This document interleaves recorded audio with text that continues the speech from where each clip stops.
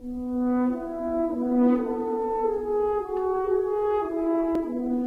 had the dubious distinction of being the smallest player in the Big Ten the years I played, at 160 pounds and 5'5". I tell people I went to IU, I was 260 and 6'6", and this is what happened. After 3 years of football and earning recognition as a Scholastic All-American, Joe started medical school at IU, where he stayed on to complete his residency. Dr. Maroon has spent 40 years in Pittsburgh, practicing, teaching, and researching in the field of neurology. He is the neurosurgeon for the Pittsburgh Steelers, and has been that neurosurgeon for about the last 25 years, actually. And again, it was my interest in sports fostered at IU that led me, when I came to the University of Pittsburgh, to work initially with the Pitt Panthers and then subsequently be invited by the Rooneys, the owners of the Steelers, to become really the first neurosurgical consultant in the NFL. In fact, this is one of the benefits of working with the Steelers. We have 2 of these, and I hope to get a 3rd one this year. It was his work with the Steelers that will have the longest-lasting impact. The most significant contribution I've made has been the development of the neuropsychological test called IMPACT, Immediate Post-Athletic Concussion Testing. Under Coach Knoll, I told him that one of his football players couldn't play against the Dallas Cowboys the following week. And he said, "Why not?" I said, "Because he's had a concussion." And he questioned me, who wrote the guidelines, what criteria were used, how do you know these are accurate guidelines?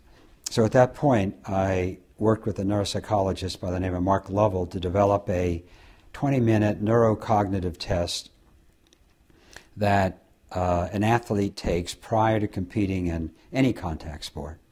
And if he experiences or she experiences a concussion, they are then retested.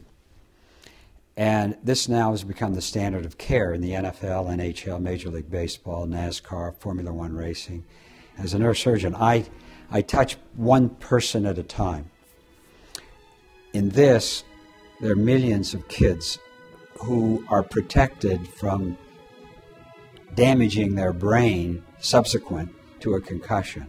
Along with that, my interest in the development of minimally invasive surgery and surgical procedures to the brain and the spinal cord and the back and spine have resulted in over 250 publications. Dr. Maroon realized the importance of preventing medical conditions as well as treating them. He began to be interested in the ways in which people's lives could be enhanced through other things, like the use of resveratrol, like the impact of fish oil. We recently published a book entitled The Longevity Factor, and in it I document the kinds of things that you can do at least to live healthier.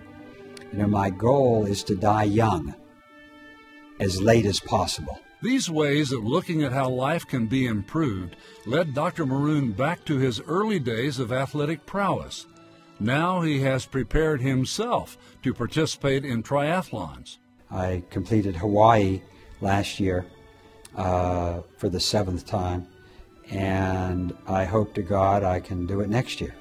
Dr. Maroon's list of awards and recognitions is much too long to mention here, but when asked what honor is most important to him, he had a quick response. The presidency of the Congress of Neurological Surgeons, which is the largest organization of neurosurgeons in North America at the time, and I was elected president of that organization. He has distinguished himself through exemplary service beyond what might be required for a neurosurgeon, and thereby brought credit to Indiana University.